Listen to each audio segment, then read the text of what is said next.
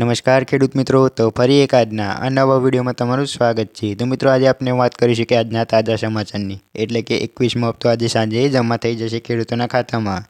અને આ વખતે ખેડૂતોને 4000 મળશે, તે કયા ખેડૂતોને મળશે અને 2000 કયા ખેડૂતોને મળશે તે આપણે વિડીયોની અંદર વાત કરીશું। અને મિત્રો, સરકાર દ્વારા રાતોરાત મોટો નિર્ણય લેવામાં આવ્યો છે, તે કયા કારણસર લેવામાં આવ્યો છે અને તે નિર્ણય કયો છે તે આપણે વિડીયોની અંદર વાત કરીશું। તો વિડીયોને શરૂ કરતાં પહેલાં તમે ચેનલ પર નવા હોય તો ચેનલને સબસ્ક્રાઈબ કરી દેજો અને વિડીયો પસંદ આવે તો વિડીયોને લાઇક કરી દેજો।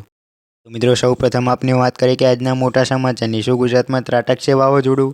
હવામાન વિભાગ મુજબ રાજ્યમાં આગામી હપ્તા દરમિયાન વાતાવરણ સૂકું રહેશે અને મધ્યમ ગતિએ પવન ફૂંકાશે। સવારે ઠંડી અને બપોરે ગરમીનો અનુભવ થવાની શક્યતા છે, જ્યારે અંબાલાલ પટેલે નવેમ્બરના અંતમાં માવઠા સ્થિતિ સર્જાઈ શકે તેવી આગાહી કરી છે। બંગાળના ઉપમહાસાગરમાં વાવાઝોડું ઉદ્ભવી શકે છે અને મિત્રો 19 નવેમ્બરથી અરબી સમુદ્રમાં લો પ્રેશર બનવાની શક્યતા છે। ડિસેમ્બરમાં માવઠાની શક્યતા સાથે ઠંડીનું જોર વધશે। તો મિત્રો, આપણે આગળ વાત કરીએ કે રેશન કાર્ડને લઈને સૌથી મોટા સમાચાર। સરકારે મફત માસિક રાશન યોજના હેઠળ રેશન કાર્ડમાંથી 22.5 મિલિયન લોકોના નામ દૂર કર્યા। આ કાર્યવાહી છેલ્લા 4-5 મહિનાથી કરવામાં આવી રહી હતી। રેશન કાર્ડમાંથી દૂર કરાયેલા લોકોના આ યોજના હેઠળ પાત્ર ન હતા। ખાસ મંત્રાલયના એક વરિષ્ઠ અધિકારીને મંગળવારે જણાવ્યું હતું કે તેઓ ખાતરી કરવા માગે છે કે આ યોજનાનો લાભ ફક્ત પાત્ર વ્યક્તિઓને સુધી પહોંચી શકે, એટલે કે જે વ્યક્તિ આનો હકદાર હશે તેને જ મળવો જોઈએ આ લાભ। તો મિત્રો, આપણે આગળ વાત કરીએ કે તમે પણ સાવધાન થઈ જાઓ, આ મેસેજ આવ્યો હોય તો તમને। સાયબર ગાંઠિયાઓ લોકોએ છેતરપિંડી કરવા નવી તરકીબ અપનાવી રહ્યા છે। હવે છેતરપિંડી કરવા વોટ્સએપ મેસેજ મોકલી રહ્યા છે। જો તમે તમારો આધાર અપડેટ નહીં કરો તો તમને એસબીઆઈ યોનો એપ બ્લોક થઈ જશે। એવો એસબીઆઈ લોગો સાથે એપીકે ફાઇલો મોકલે છે અને દાવો કરે છે કે તે લિંક પર ક્લિક કરો, તમારો આધાર અપડેટ થશે।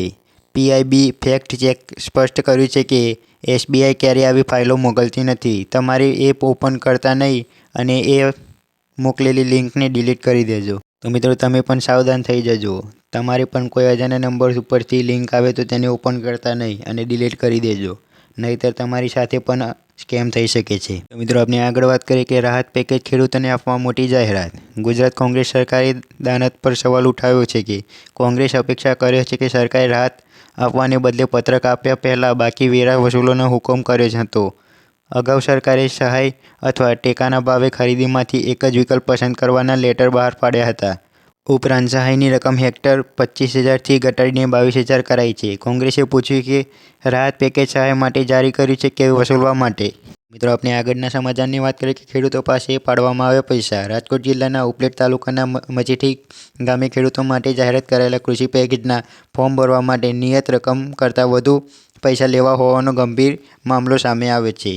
મચેઠી ગ્રામ પંચાયત વીસીએ દ્વારા એક ફોર્મ ભરવા માટે ખેડૂતો પાસે 100 રૂપિયા વસૂલવામાં આવ્યા હતા, એવો આરોપ લાગ્યો છે। જોકે વીસીએ પોતાની લાચારી વ્યક્ત કરતા સરકાર પર ગંભીર આક્ષેપ કર્યો છે કે 4 વર્ષથી બિલ બાકી છે અને સરકાર માત્ર 12 રૂપિયા ચૂકવે છે, જ્યારે તંત્ર આ બાબતે તપાસવાના આદેશ આપી રહ્યું છે। મિત્રો, આપણે આગળના સમાચારની વાત કરીએ કે લો પાછું ભારે કર્યું, વરસાદે ભૂક્કા કાઢી નાખ્યા। બંગાળમાં ઉપસાગરમાં તારીખ 24 નવેમ્બરથી 30 નવેમ્બર સુધી એક ડિપ્રેશન એક ચક્રવાત સર્જાવાની શક્યતા રહેશે, જેની અસર દક્ષિણ પૂર્વીય તટો પર રહેશે। આ કારણોસર દક્ષિણ પૂર્વીય તટો પર 80 કિલોમીટરની ઝડપે પવન ફૂંકાશે અને સાયક્લોન બનવા તો પવનની ગતિ વધુ તેજ થાય। આ સિસ્ટમની અસર છત્તીસગઢ, દક્ષિણ મહારાષ્ટ્રના ભાગોમાં થવાની શક્યતા રહેશે, જેના લીધે દક્ષિણ ગુજરાતના હવામાનમાં પલટો આવી શકે છે। 22 નવેમ્બર દેશના ઘણા ભાગોમાં વાદળ આવવાની શક્યતા રહેશે। ગુજરાતમાં પણ વાદળછાયા વાતાવરણની શક્યતા છે। 19 તારીખથી હળવા વાદળછાયું વાતાવરણ રહેશે। દેશના ઘણા ભાગોમાં કમોસમી વરસાદની શક્યતા। નવેમ્બરના અંત ગુજરાતનું હવામાન પલટાઈ શકે છે। મિત્રો, આપણે આગળના સમાચારની વાત કરીએ કે ખેડૂતોને જલસો, 4000નો 21મો હપ્તો। દેશના 9 કરોડ ખેડૂતો માટે મોટા સમાચાર। વડાપ્રધાન નરેન્દ્ર મોદીએ બુધવારે 19 નવેમ્બર તમિલનાડુના કોયમ્બટૂરથી પીએમ કિસાન સન્માન નિધિ યોજનાનો 21મો હપ્તો જારી કરવાની જાહેરાત કરી છે। આ દરમિયાન પીએમ કિસાન મોદીએ લગભગ 18,000 કરોડ રૂપિયા સીધા ખેડૂતોના બેંક એકાઉન્ટમાં ટ્રાન્સફર કરશે। દરેક લાભાર્થી ખેડૂતોને આ વખતે 2,000 રૂપિયાનો હપ્તો મળશે।